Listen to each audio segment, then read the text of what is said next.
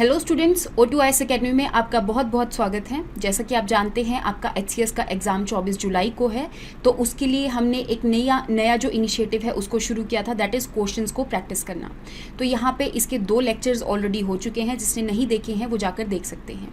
तो ये बेसिकली आपकी करंट अफेयर्स की लास्ट मिनट रिविजन है, जो कि आप क्वेश्चंस की फॉर्म में प्रैक्टिस कर सकते हैं। तो शुरू करते हैं हम अपनी आज के सबसे पहले क्वेश्चन से, दैट इज़ रिलेटेड टू कि जो गुड समरिटन स्कीम है वो किस चीज़ से रिलेटेड है। तो ये मैंने आपको गवर्नमेंट स्कीम्स के अंदर ऑलरेडी कवर करवाया था और ये बताया था कि तो हमारी जो ministry of road transport and highways है उन्होंने इस स्कीम को लॉन्च किया था।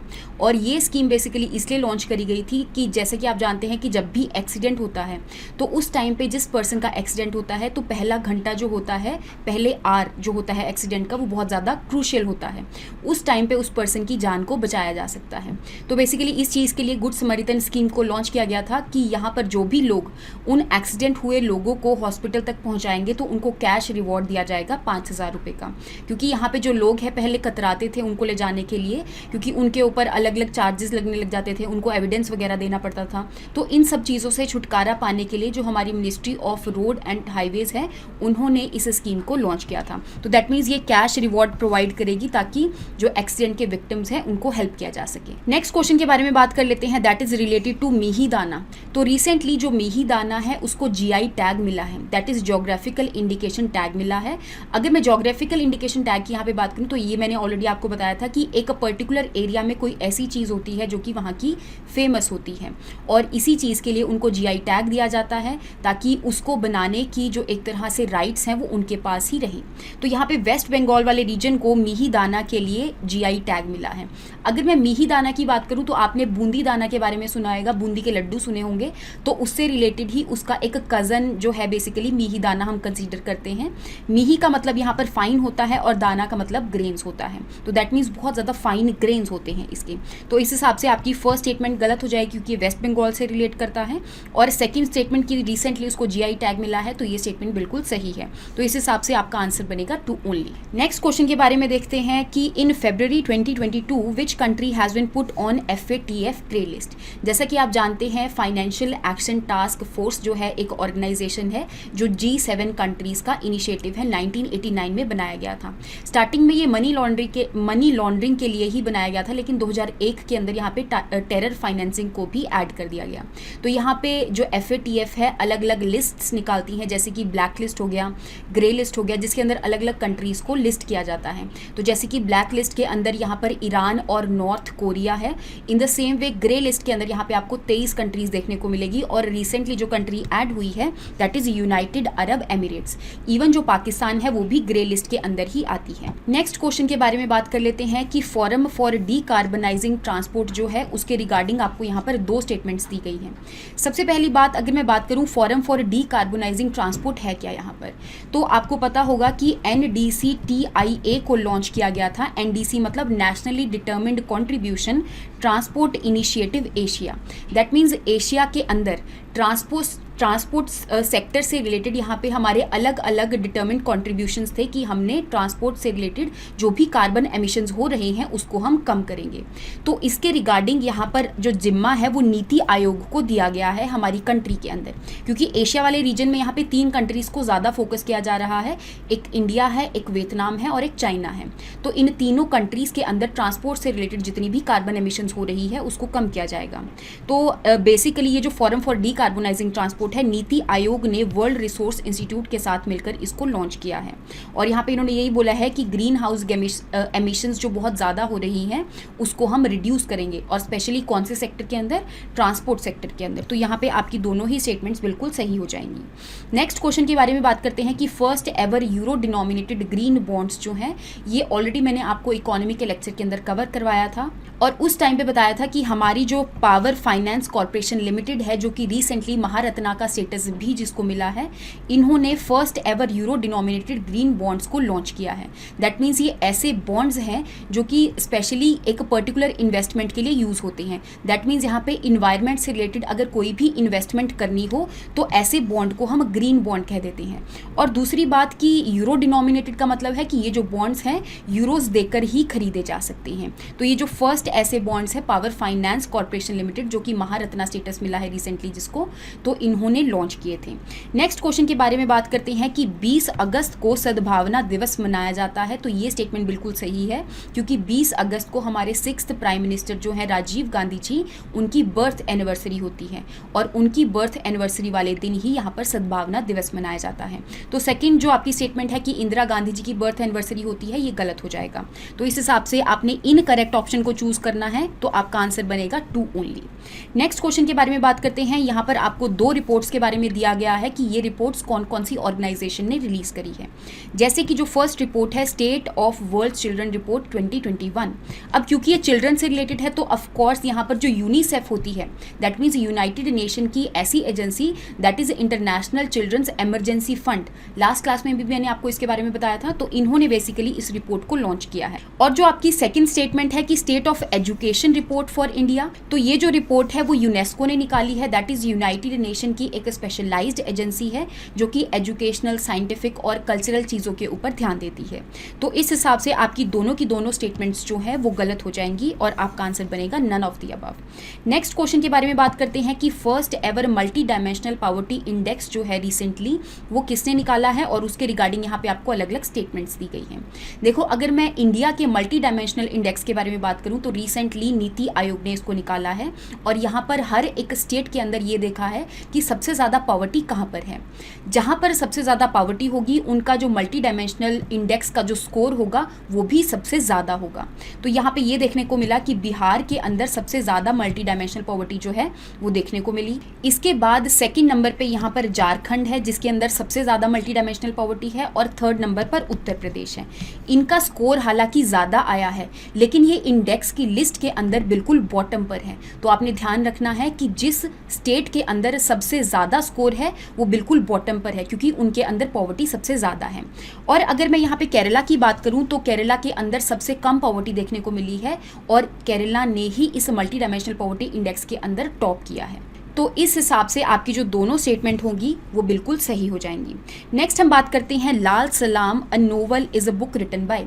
तो रिसेंटली जो स्मृति ईरानी जी हैं इन्होंने एक बुक लिखी है दैट इज़ लाल सलाम, और ये जो लाल सलाम बुक है वो बेसिकली बेस्ड है कि आपके 2010 के अंदर माओइस्ट अटैक हुआ था दांतेवाड़ा डिस्ट्रिक्ट छत्तीसगढ़ के अंदर। तो यहाँ पे जो अटैक हुआ था और यहाँ पे 76 CRPF मैन जो हैं वो मारे गए थे, तो उनके ऊपर बेस्ड ही इस बुक को लिखा गया है। तो ये किसने लिखा है? स्मृति ईरानी जी ने। नेक्स्ट क्वेश्चन के बारे में बात करते हैं that is related to COP26, that is conference of parties 26। जैसा कि आप जानते हैं UNFCCC की मीटिंग होती रहती है। UNFCCC भी आपको पता होगा I hope, that is United nation framework convention on climate change. तो इसकी जो कॉन्फ्रेंस ऑफ पार्टीज होती रहती हैं और 2021 के अंदर रिसेंटली इसकी 26वीं कॉन्फ्रेंस कंडक्ट करवाई गई थी। कहाँ पर कंडक्ट करवाई थी? तो स्कॉटलैंड UK के अंदर इसको कंडक्ट करवाया था। तो इस हिसाब से आपकी फर्स्ट स्टेटमेंट बिल्कुल गलत हो जाएगी। स्कॉटलैंड के अंदर भी ये ग्लासगो के अंदर कंडक्ट करवाई गई थी।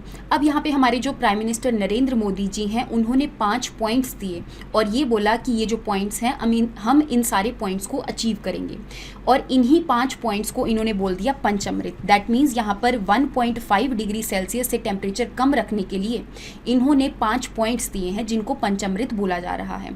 अगर मैं नेक्स्ट स्टेटमेंट के बारे में बात करूँ तो that is a global methane pledge जो है वो भी COP26 के अंदर ली गई, और ये 2 कंट्रीज़ का या फिर मैं कहूँ यूनाइटेड स्टेट्स और यूरोपियन यूनियन का इनिशिएटिव था। तो इस ग्लोबल मीथेन प्लेज के अंदर इन्होंने ये बोला कि 2030 तक हम जो 30% मीथेन एमिशन हो रही है इसको रिड्यूस करने वाले हैं। तो ये बेसिकली इन्होंने प्लेज ली है। किस किस का इनिशिएटिव था? US और यूरोपियन यूनियन का था, और यहाँ पे अलग अलग कंट्रीज़ ने इनको ज्वाइन कर लिया है। ध्यान देना है आपने कि इंडिया ने अभी इस एमिशन प्लेज को बेसिकली ज्वाइन नहीं किया है।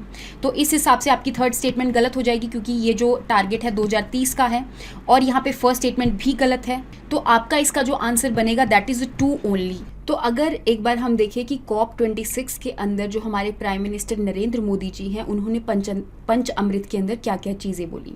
तो सबसे पहला जैसे कि उन्होंने बोला कि जो नॉन फॉसिल फ्यूल से आने वाली एनर्जी है उसको 500 गीगावाट तक इंक्रीज़ किया जाएगा। दैट मीन्स यहाँ पे जो रिन्यूएबल सोर्सेज से बेसिकली एनर्जी आती है, जैसे कि आपकी सोलर एनर्जी होगी है ना, तो उसको 500 गीगावाट इंक्रीज़ किया जाएगा। फिर उन्होंने बोला कि रिन्यूएबल एनर्जी को 50% इंक्रीज़ किया जाएगा 2030 तक। फिर उन्होंने बोला कि जो कार्बन एमिशंस हैं वो 1 बिलियन टन तक डिक्रीज करेगी, ये भी 2030 तक। फिर कार्बन इंटेंसिटी जो है वो 45% करेंगे 2030 तक, और उसके बाद इन्होंने बोला कि जो नेट ज़ीरो एमिशन है वो 2070 तक हम अचीव कर लेंगे। नेट ज़ीरो एमिशन का मतलब ये होता है कि आपने अगर कोई भी प्रोजेक्ट लगाया है, अगर उसके अंदर कोई भी कार्बन एमिशंस हो रही हैं, तो दैट मीन्स आपने उस एमिशन को एक तरह से न्यूट्रलाइज करने के लिए कहीं और पे जैसे एफॉरेस्टेशन वगैरह करी है, ताकि जो नेट एमिशंस अगर मैं काउंट करना चाहूँ तो वो ज़ीरो हो जाए। नेक्स्ट क्वेश्चन के बारे में देखते हैं कि कंसीडर द फॉलोइंग स्टेटमेंट। आपको पावर स्कीम जो है, जो कि सर्ड ने लॉन्च करी थी, that is a science and engineering board. तो यहाँ पर उन्होंने एक पावर स्कीम को लॉन्च किया था। इस पावर स्कीम की भी एक पर्टिकुलर फुल फॉर्म है, that is promoting opportunities for women in exploratory research programme. तो दैट मीन्स यहाँ पे जैसा कि आपको पता होगा कि साइंस एंड इंजीनियरिंग के बैकग्राउंड में यहाँ पे जो फीमेल्स होती हैं वो इंजीनियरिंग की तरफ कम जाती हैं, तो उस जेंडर डिस्पैरिटी को कम करने के लिए सर्ब ने इस स्कीम को लॉन्च किया था। तो यहाँ पे जो सर्ब है, बेसिकली जो बोर्ड है that is science and engineering board है, वो ministry of science and technology के अंडर आता है। तो आपकी जो सेकंड स्टेटमेंट हो जाएगी कि ministry of women and child development ने इस स्कीम को लॉन्च किया था, तो ये गलत हो जाएगी। तो इस हिसाब से आपका जो आंसर बनेगा that is 1 only. Next question के बारे में देखते हैं कि जो ट्विटर के नए सीईओ अपॉइंट करे गए हैं, तो इसमें से आपने ऑप्शंस को चूज करना है। तो जो पराग अग्रवाल जी हैं, जो कि राजस्थान अजमेर के अंदर उनका जन्म हुआ था, और वो आईआईटी मुंबई के अंदर उन्होंने पढ़ाई करी। उसके बाद वो यूएसए चले गए और अभी वो इंडियन अमेरिकन सॉफ्टवेयर इंजीनियर हैं, जो कि ट्विटर के सीईओ बन चुके हैं। नेक्स्ट क्वेश्चन के बारे में बात करते हैं कि रिसेंटली फरवरी वाले मंथ के अंदर जो लता मंगेशकर जी हैं उनकी डेथ हो गई थी। तो उसके रिगार्डिंग यहाँ पे आपको 2 स्टेटमेंट्स दी गई हैं कि उनका जो ओरिजिनल नेम है दैट वाज हेमा मंगेशकर, तो ये बिल्कुल सही स्टेटमेंट है। अगर मैं सेकंड स्टेटमेंट की बात करूं तो 2001 के अंदर उनको भारत रत्न अवार्ड दिया गया था। भारत रत्न अवार्ड आपको पता ही होगा कि हाईएस्ट सिविलियन अवार्ड है जो कि दिया जाता है। तो ऐसे ही अगर मैं सेकंड हाईएस्ट अवार्ड के बारे में बात करूं तो दैट इज पद्म विभूषण, और उसके बाद पद्म भूषण आता है third highest, and fourth highest is Padmashri. तो यहाँ पे जो लता मंगेशकर जी हैं, जिनको नाइटिंगेल ऑफ इंडिया भी कहा जाता है, क्वीन ऑफ मेलोडी भी कहा जाता है, तो उनकी रिसेंटली डेथ हो गई थी। तो यहाँ पे आपकी दोनों स्टेटमेंट बिल्कुल सही हो जाएंगी। नेक्स्ट क्वेश्चन के बारे में बात करते हैं कि which solar park has become the world largest solar park recently. तो जो लास्ट क्लास के अंदर मैंने आपको सोलर पार्क का बताया था कि लार्जेस्ट सोलर पार्क, आपने ध्यान देना है वो फ्लोटिंग सोलर पार्क है जो कि चाइना के अंदर लोकेटेड है। लेकिन अदरवाइज अगर मैं लैंड वाले सोलर पार्क के बारे में यहाँ पर बात करूं तो राजस्थान के भादला सोलर पार्क जो है, जिसकी जो कैपेसिटी है दैट इज 2.25 गीगावाट की कैपेसिटी है, तो ये अभी तक का वर्ल्ड का सबसे लार्जेस्ट सोलर पार्क है, जो कि राजस्थान के जोधपुर वाले रीजन के अंदर लोकेटेड है, और 14,000 एकड़ के अंदर इस सोलर पार्क को बनाया गया है। नेक्स्ट क्वेश्चन के बारे में बात कर लेते हैं, that is related to Europa Clipper mission. जैसा कि आप जानते हैं कि नासा जो है 2024 के अंदर यहाँ पर एक मिशन को लॉन्च करने वाला है जो कि यूरोपा से रिलेटेड है। अब यूरोपा है क्या, तो जैसा कि आप जानते हैं कि जो जुपिटर प्लैनेट है उसके यहाँ पर अलग अलग मून्स हैं, जिसमें से आपको 4 लार्जेस्ट मून्स देखने को मिलेंगे, दैट इज आईओ हो गया, ईओ कह देते हैं जिसको हम, यूरोपा है, एक गाइनीमीड है, फिर कैलिस्टो है। इन चारों मून्स में से जो यूरोपा मून है उसको स्टडी करने के लिए इस मिशन को भेजा जाएगा। तो 2024 में ये जाएगा, आपने इसके बारे में ध्यान रखना है। तो आपकी जो सेकंड स्टेटमेंट है दैट इज कि इसरो इसको लॉन्च करेगा, तो ये आपकी गलत हो जाएगी। और अल्टीमेटली आपके क्वेश्चन में भी ये पूछा गया है कि इनकरेक्ट ऑप्शन को चूज करना है, तो आपकी फर्स्ट स्टेटमेंट जो है वो जो आपकी सेकंड स्टेटमेंट है that is totally incorrect. Next question के बारे में बात करते हैं कि world second largest national gene bank जो है वो कहाँ पर लोकेटेड है। तो आपको पता होगा कि जो जीन बैंक होता है बेसिकली उसके अंदर हम अलग अलग जीन्स की चीज़ों को प्रिजर्व करके रखते हैं, जैसे कि प्लाज्मा हो गया है ना, आपको पता होगा कि सेल के न्यूक्लियस के अंदर यहाँ पर जेनेटिक मटेरियल होता है। मैं इस जीन्स की बात कर रही हूँ जिसको प्रिजर्व करके रखा जाता है, तो वो भी एक पर्टिकुलर लैबोरेटरी के अंदर रखा जाता है। जैसे कि प्लांट के टिश्यूज से रिलेटेड कोई अगर जेनेटिक मटीरियल है उसको प्रिजर्व करके रखा जाना हो, है ना, तो इन सब चीज़ों के लिए जीन बैंक के अंदर ही रखा जाता है। और जो लार्जेस्ट जीन बैंक है वो नॉर्वे के अंदर लोकेटेड है, और जो सेकंड लार्जेस्ट जीन बैंक है that is located in Pusa new Delhi. Pusa new Delhi के अंदर भी एक institute that is Indian council of agriculture research का एक पर्टिकुलर इंस्टीट्यूट है that is national bureau of plant genetic resources, जो कि न्यू दिल्ली के अंदर लोकेटेड है। आपने इसके बारे में ध्यान रखना है। नेक्स्ट क्वेश्चन के बारे में बात करते हैं कि PM care for children scheme basically launch करी गई थी कोविड-19 पेंडेमिक के टाइम पे। तो यहाँ पर सरकार ने इस स्कीम को इसलिए लॉन्च किया गया क्योंकि यहाँ पर बहुत सारे बच्चे ऐसे थे जिनके पेरेंट्स की डेथ हो गई कोविड पेंडेमिक की वजह से। तो यहाँ पे उनको हेल्प करने के लिए, क्योंकि उनके जो फैमिली के अंदर सोल अर्नर थे, अगर उनकी ही डेथ हो गई है तो उनका लाइवलीहुड फैमिली का कैसे चलेगा, तो इसीलिए सरकार ने पीएम चिल्ड्रन केयर स्कीम को लॉन्च किया था। अब इस स्कीम के अंदर इन्होंने ये बोला कि ऐसे जो भी बच्चे हैं जिनके पेरेंट्स की कोविड की वजह से डेथ हो गई है, तो उनको 18 साल आने के बाद उनको मंथली स्टाइपेंड दिया जाएगा, मतलब यहाँ पे कुछ पैसा दिया जाएगा हर मंथ, है ना, जब वो 18 साल के पूरे हो जाएंगे। उसके बाद इन्होंने बोला कि जब वो 23 साल के पूरे हो जाएंगे तब उनको 10 लाख रुपया दिया जाएगा। तो इस हिसाब से आपकी जो करेक्ट स्टेटमेंट होगी कि यहाँ पर स्टाइपेंड दिया जाएगा जब वो 18 साल के हो जाएंगे, और एक तरह से बच्चों को एम्पावर करने के लिए जिनके पेरेंट्स की मृत्यु जो है वो कोविड-19 पेंडेमिक में हुई थी। तो यहाँ पे आपकी फर्स्ट 2 स्टेटमेंट्स बिल्कुल सही हो जाएंगी। तो इस हिसाब से जो आपका करेक्ट आंसर बनेगा that is C option. Next question के बारे में बात करते हैं, that is national monetisation pipeline. तो हमारी जो सेंट्रल गवर्नमेंट है उन्होंने नेशनल मोनेटाइजेशन पाइपलाइन को लॉन्च किया था। वो इसलिए लॉन्च किया था कि यहाँ पे ना अलग अलग फील्ड प्रोजेक्ट्स होते हैं, जैसे कि एक ग्रीन फील्ड प्रोजेक्ट हो गया, एक ब्राउन फील्ड प्रोजेक्ट हो गया। ग्रीन फील्ड और ब्राउन फील्ड प्रोजेक्ट में इतना डिफरेंस होता है कि जब भी कोई नई जो कोई चीज़ बनानी होती है, इंफ्रास्ट्रक्चर वगैरह डेवलप करना होता है, तो उस प्रोजेक्ट को हम ग्रीन फील्ड प्रोजेक्ट कहते हैं। लेकिन अगर कहीं पे कोई भी चीज़ ऑलरेडी बनी हुई है, उसको दोबारा से हटा के वहाँ पर कोई चीज़ बनानी है, तो उसको हम ब्राउन फील्ड प्रोजेक्ट के अंदर काउंट करते हैं। अब यहाँ पे सरकार ने देखा कि उनके बहुत सारे ऐसे एसेट्स हैं जिनसे वो कमाई कर सकते हैं, जैसे कि रोड्स हो गया, है ना, सिविल एक तरह से एयरपोर्ट्स वगैरह हो गए, तो उनको उन्होंने प्राइवेट सेक्टर्स को लीज पे देना शुरू कर दिया। और ये बोला कि उनको प्राइवेट सेक्टर को लीज पे देने की वजह से तो जो रेवेन्यू राइट्स हैं वो एक तरह से प्राइवेट सेक्टर को दे दिए जाएंगे, लेकिन जो ओनरशिप राइट होंगे वो सरकार के खुद के पास ही रहेंगे। तो इस तरीके से सरकार जो है वो अपने एसेट से पैसा वगैरह कमा सकते हैं।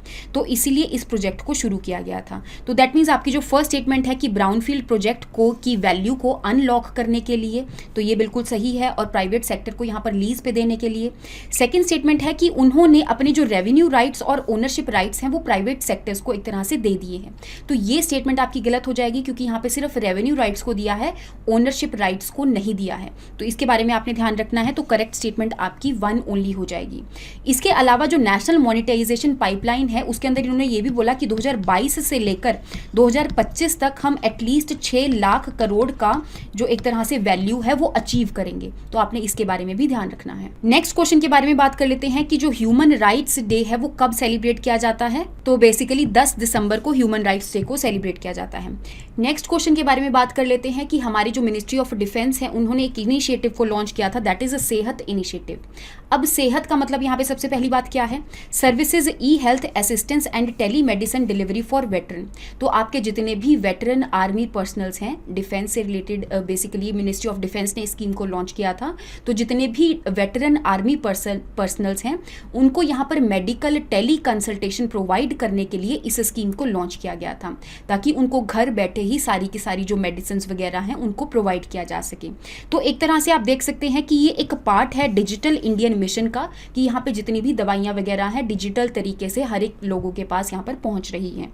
अगर मैं फर्स्ट 2 स्टेटमेंट्स के बारे में बात करूँ कि रेलवेज के एम्प्लॉयज़ के लिए इसको लॉन्च किया गया है और मिनिस्ट्री ऑफ रेलवे ने लॉन्च किया, तो दोनों स्टेटमेंट गलत हो जाएंगी, क्योंकि मिनिस्ट्री ऑफ डिफेंस के एम्प्लॉयज के लिए इसको मिनिस्ट्री ऑफ डिफेंस ने ही लॉन्च किया है। तो जो आपकी करेक्ट स्टेटमेंट रहेगी दैट इज 3 ओनली। तो आपने इसके बारे में ध्यान रखना है। तो सबसे पहले क्वेश्चन के बारे में बात करते हैं, दैट इज रिलेटेड टू शून्य प्रोग्राम। तो शून्य प्रोग्राम के बारे में भी मैंने आपको करंट अफेयर्स में करवाया था कि जो नीति आयोग है उसके साथ मिलकर जो रॉकी माउंटेन इंस्टीट्यूट है उन्होंने शून्य प्रोग्राम को लॉन्च किया है। और यहाँ पे जितने भी इलेक्ट्रिक व्हीकल्स हैं बेसिकली उनको एक शून्य का सर्टिफिकेट दिया जाएगा। दैट मीन्स वो जो इलेक्ट्रिक व्हीकल्स हैं वो बिल्कुल भी कार्बन एमिशंस नहीं कर रहे हैं और इन्वायरमेंट को पोल्यूट नहीं कर रहे हैं। तो यहाँ पे इस हिसाब से जो आपका आंसर बनेगा that is aims to promote zero pollution delivery vehicles. Next question के बारे में बात कर लेते हैं कि जो ब्रिक्स का न्यू डेवलपमेंट बैंक है उसके रिगार्डिंग आपको 2 स्टेटमेंट्स दी गई हैं। फर्स्ट स्टेटमेंट है कि दिसंबर 2021 के अंदर इजिप्ट जो है वो अभी न्यू डेवलपमेंट बैंक का मेंबर बना है। तो यहाँ पे सबसे पहले न्यू डेवलपमेंट बैंक के बारे में बात कर लेते हैं। जैसा कि आप जानते हैं कि जो ब्रिक्स ऑर्गेनाइजेशन है जिसके अंदर यहाँ पर 5 कंट्रीज हैं, Brazil, Russia, India, China and south Africa. तो 2014 के अंदर जो ब्रिक्स समिट हुई थी फोर्टालेज़ा ब्राज़ील के अंदर, तो यहाँ पे न्यू डेवलपमेंट बैंक को बनाया गया था जिसका की जो हेडक्वार्टर्स है शंघाई चाइना के अंदर लोकेटेड है। और इस न्यू डेवलपमेंट बैंक के आपको 9 मेंबर्स देखने को मिलेंगे। 5 मेंबर्स तो आपके ब्रिक्स कंट्रीज ही हो गई।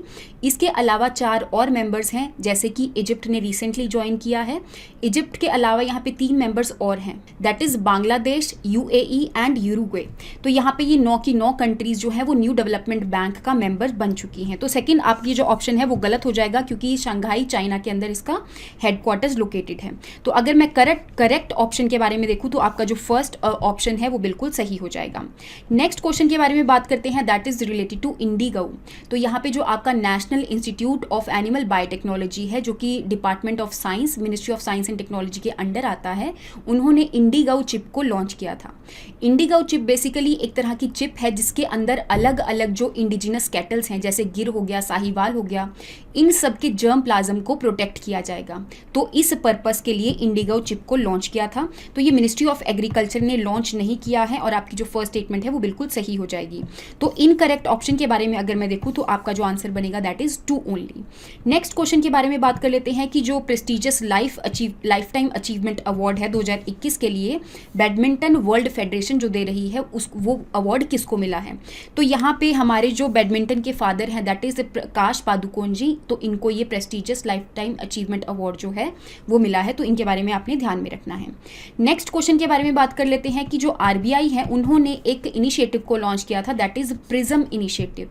प्रिज्म की फुल फॉर्म क्या है? Platform for regulated entities for integrated supervision and monitoring. That means यहाँ पर जो बैंक्स हैं अब उनको चेक करने के लिए एक तरह से वो रिस्क में तो नहीं है, जब भी वो लोन्स वगैरह प्रोवाइड करते हैं, तो उन सब चीज़ों को चेक करने के लिए आरबीआई ने प्रिज्म इनिशिएटिव को लॉन्च किया था।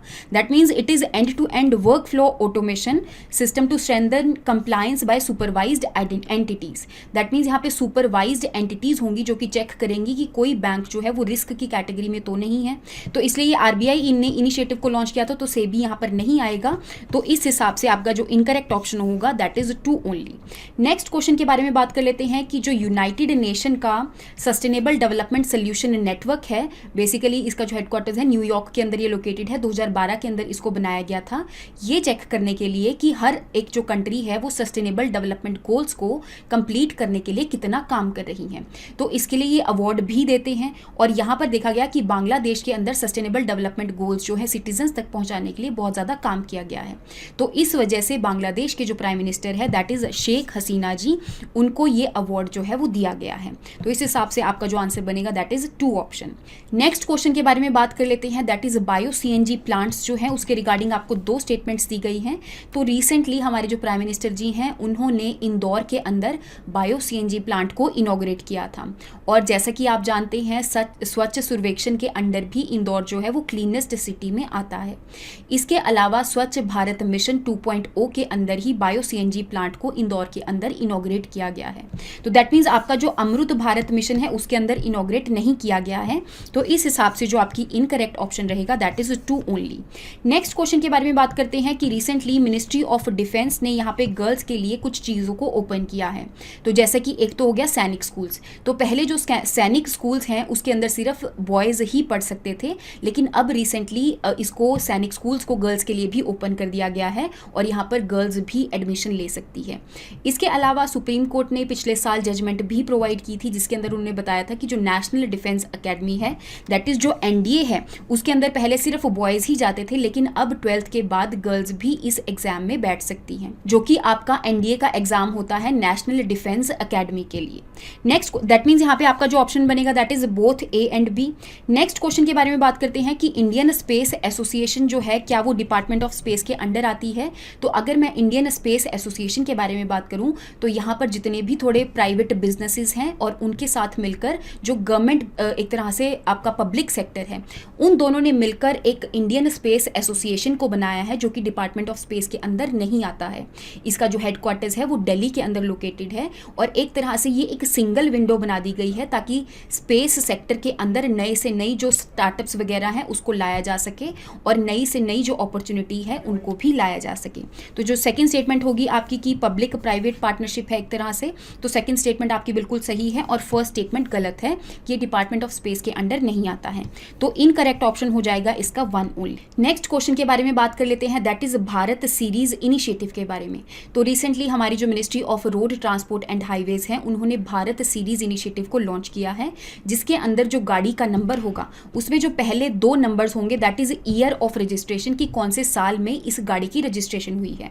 उसके बाद जो नेक्स्ट 2 लेटर्स आएंगे that is BH, that means यहाँ पे पहले होता था कि गाड़ी के आगे जो पहले 2 लेटर्स होते थे वो हर एक स्टेट वाइज होते थे, है ना, लेकिन अब वो स्टेट वाइज नहीं होंगे, अब सारी की सारी जो गाड़ी के नंबर्स है वो BH से शुरू होंगे। लेकिन अभी ये जो BH सीरीज़ वाले जो गाड़ी के नंबर हैं अभी पूरे सिटीजन्स के लिए अवेलेबल नहीं है, ये सिर्फ एम्प्लॉयज़ के लिए ही अवेलेबल है। जैसा कि आप जानते हैं कि जितने भी ऑफिसर्स वगैरह हैं उनकी इधर से उधर ट्रांसफ़र होती रहती है, तो इस वजह से जो गाड़ियां हैं वो एक स्टेट से दूसरी स्टेट में जाती हैं, तो इस वजह से दोबारा रजिस्ट्रेशन करवानी पड़ती है। तो उस चीज़ से बचने के लिए BH सीरीज़ को यहाँ पर लॉन्च किया है, जो अभी सिर्फ एम्प्लॉयज़ के लिए ही आई है। बाद में ये सिटीजन्स के लिए भी ऑफकोर्स आएगी ही, और इसके बाद आपके 4 नंबर होते हैं जो कि कार का नंबर होता है, और यहाँ पे 2 और नंबर होंगे। तो ये है आपका भारत सीरीज़, तो that means it is a new series of number for vehicles.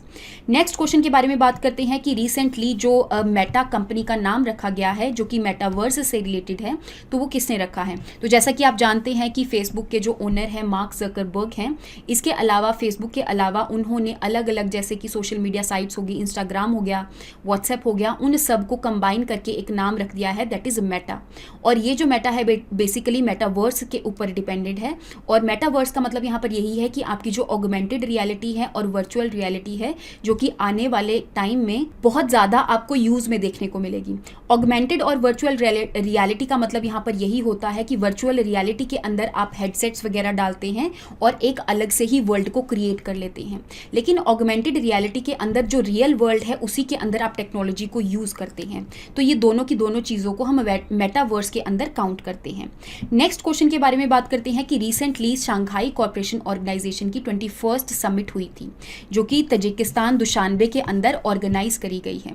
Second statement है आपकी, रिसेंटली शंघाई कॉर्पोरेशन ऑर्गेनाइजेशन के अंदर ईरान को भी इंक्लूड किया गया है, तो ये स्टेटमेंट भी बिल्कुल सही है। तो इस हिसाब से आपका जो करेक्ट आंसर बनेगा दैट इज बोथ 1 और 2। अगर मैं शंघाई कॉर्पोरेशन ऑर्गेनाइजेशन के बारे में बात करूं तो 1996 के अंदर सबसे पहले ये ऑर्गेनाइजेशन बनी थी, इसका नाम था शंघाई 5, और उस टाइम पे इसके अंदर सिर्फ 5 कंट्रीज होती थी that is China, Kazakhstan, Kyrgyzstan, Tajikistan and Russia. लेकिन 2001 के अंदर यहाँ पर उज़्बेकिस्तान ने भी इसको ज्वाइन कर लिया और अल्टीमेटली इसका जो नाम बन गया शंघाई कॉर्पोरेशन ऑर्गेनाइजेशन। 2017 के अंदर यहाँ पे इंडिया और पाकिस्तान ने भी ज्वाइन कर लिया और रिसेंटली ईरान ने भी इसको ज्वाइन कर लिया है, तो इसके बारे में आपको पता होना चाहिए। नेक्स्ट क्वेश्चन के बारे में बात करते हैं दैट इज विंटर ओलंपिक्स 2022 के बारे में। तो जैसा कि आप जानते हैं कि विंटर ओलंपिक्स को चाइना ने होस्ट किया है, इसके रिगार्डिंग आपको 2 स्टेटमेंट्स दी गई हैं। इससे पहले भी विंटर ओलंपिक्स का हम क्वेश्चन सॉल्व कर चुके हैं, वो भी आप जाकर देख सकते हैं। नेक्स्ट 2 स्टेटमेंट जो हैं आपकी वो ये कह रही हैं कि जो यूक्रेन है उन्होंने सबसे ज़्यादा मेडल्स यहाँ पर हासिल किए हैं। तो जैसा कि आप जानते हैं यूक्रेन और रशिया क्राइसिस में चल रहे हैं, तो ऐसे भी आप अंदाज़ा लगा सकते हैं कि ये स्टेटमेंट थोड़ी सी डाउटफुल है। तो यहाँ पर यूक्रेन ने सबसे ज़्यादा मेडल्स नहीं जीते हैं, सबसे ज़्यादा मेडल्स जो है विंटर ओलंपिक्स के अंदर नॉर्वे ने जीते हैं। इसके अलावा हमारे इंडिया से सिर्फ एक ही प्लेयर गया था जो कि स्कीइंग के इवेंट में गया था, जिनका नाम है मोहम्मद आरिफ खान। तो इनके बारे में भी आपको याद होना चाहिए। इनकरेक्ट ऑप्शन के बारे में देखूं तो फर्स्ट वन ओनली जो फर्स्ट स्टेटमेंट है आपकी that is incorrect option. Next question के बारे में बात करते हैं कि जो यूनेस्को है यहाँ पर इंटरनेशनल लिटरेसी डे के बारे में बताती है जो कि 8 सितंबर को मनाया जाता है, और 2021 की इंटरनेशनल लिटरेसी डे की जो थीम थी that was literacy for human centred recovery narrowing the digital divide. तो यहाँ पर दोनों स्टेटमेंट बिल्कुल सही है, और यहाँ पे आपसे इनकरेक्ट ऑप्शन के बारे में पूछा गया है, तो नन ऑफ द अबव आपका आंसर रहेगा। नेक्स्ट क्वेश्चन के बारे में बात करते हैं कि जो नाबार्ड है उनके साथ मिलकर जो नैब फाउंडेशन है उन्होंने एक इनिशिएटिव को लॉन्च किया है that is my pad my right. That means यहाँ पे विमेन की एक तरह से प्रॉपर हाइजीन को मेंटेन करने के लिए, मेंस्ट्रुअल हाइजीन को मेंटेन करने के लिए इस इनिशिएटिव को लॉन्च किया गया था। तो दैट मीन्स आप देख सकते हैं कि रूरल एरियाज में एजुकेशन के लिए ये इनिशिएटिव नहीं है। रूरल एरियाज में वुमेन की मेंस्ट्रुअल हाइजीन को मेंटेन करने के लिए ही नाबार्ड और नैब फाउंडेशन ने इस इनिशिएटिव को लॉन्च किया था। तो आपकी फर्स्ट स्टेटमेंट बिल्कुल सही हो जाएगी, तो करेक्ट ऑप्शन बनेगा 1 ओनली। नेक्स्ट क्वेश्चन के बारे में बात करते हैं कि रिसेंटली जो United Nation World Tourism Organization है उन्होंने बेस्ट टूरिज्म विलेज का जो अवार्ड है वो तेलंगाना के एक विलेज को दिया है जिसका नाम है पोचमपल्ली विलेज। और जो पोचमपल्ली विलेज है बहुत ही ज़्यादा फेमस है अपनी एक particular type of hand woven sari के लिए, जिसको हम इकत साड़ीज़ भी कहते हैं, जिसको ऑलरेडी ज्योग्राफिकल इंडिकेशन टैग जो है वो मिला हुआ है। तो यहाँ पे आपकी दोनों की दोनों स्टेटमेंट बिल्कुल सही हो जाएंगी। नेक्स्ट क्वेश्चन के बारे में बात करते हैं कि रिसेंटली हमारा जो एशियन ऑर्गेनाइजेशन का जो सुप्रीम ऑडिट इंस्टीट्यूशन है उसके चेयरमैन को अपॉइंट किया गया है। तो हमारे इंडिया के जो गिरीश चंद्र मुर्मू जी हैं उनको 2024 से लेकर 27 तक के लिए अपॉइंट किया गया है।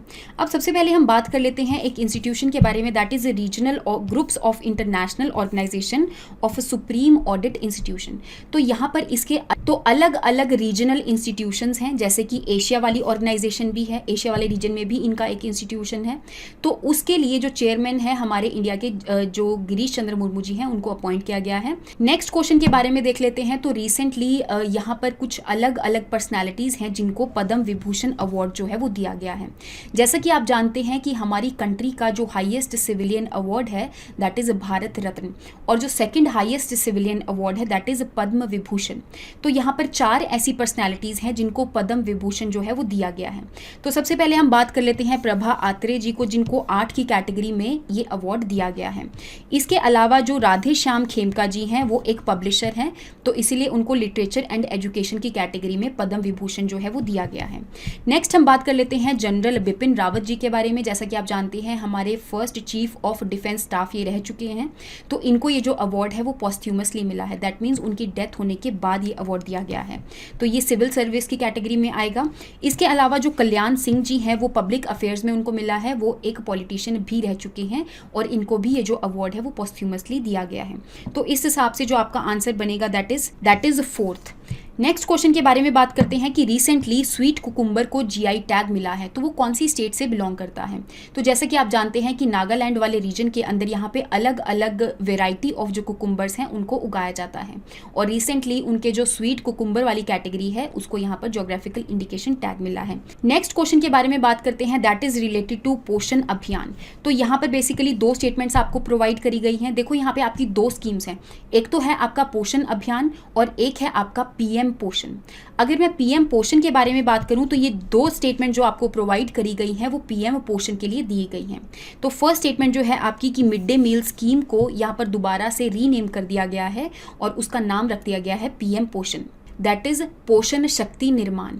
तो यहाँ पे ये जो स्कीम है basically mid day meal scheme को ही क्योंकि रीनेम किया गया है, तो यहाँ पे मिड डे मील स्कीम के अंदर एक हॉट मील जो है वो प्रोवाइड किया जा रहा था। और यहाँ पे ये जो स्कीम है वो किसने लॉन्च करी थी, मिनिस्ट्री ऑफ एजुकेशन ने, ताकि यहाँ पे बच्चों को इनकरेज किया जा सके कि वो स्कूल में आए और अपना जो स्कूल वगैरह है वहाँ से ड्रॉप आउट ना करें। और ये जो स्कीम है इसको एक तरह से दोबारा से री लॉन्च किया गया है। तो 2021 से लेके यहाँ पे 2025-26 तक के लिए इस स्कीम को लॉन्च किया गया है। तो दैट मीन्स आपकी जो सेकेंड स्टेटमेंट है वो पीएम पोषण के लिए गलत हो जाएगी और फर्स्ट स्टेटमेंट आपकी बिल्कुल सही होगी। तो इस हिसाब से जो आपका करेक्ट ऑप्शन बनेगा दैट इज 1 ओनली। दूसरी स्कीम है आपकी पोषण अभियान। पोषण अभियान जो है वो हमारी ministry of women and child development ने लॉन्च करी थी। इसके अंदर यहाँ पे अलग अलग कैटेगरीज को एक तरह से टारगेट किया जा रहा था ताकि उनका जो न्यूट्रिशनल स्टेटस है उसको इम्प्रूव किया जा सके। जैसे एडोलेसेंट गर्ल्स हो गया, 0 से लेके 6 साल तक के बच्चे हो गया, प्रेग्नेंट वुमेन हो गया, लैक्टेटिंग वुमेन हो गया। तो उन सबके अंदर न्यूट्रिशनल क्वालिटीज़ को एक तरह से इम्प्रूव करने के लिए इस स्कीम को लॉन्च किया गया था। तो आपको इन दोनों स्कीम्स का डिफरेंस के बारे में पता होना चाहिए। तो आई होप आपको यहाँ तक हर एक जो क्वेश्चन है उसके बारे में समझ में आया होगा। Thank you so much and have a nice day.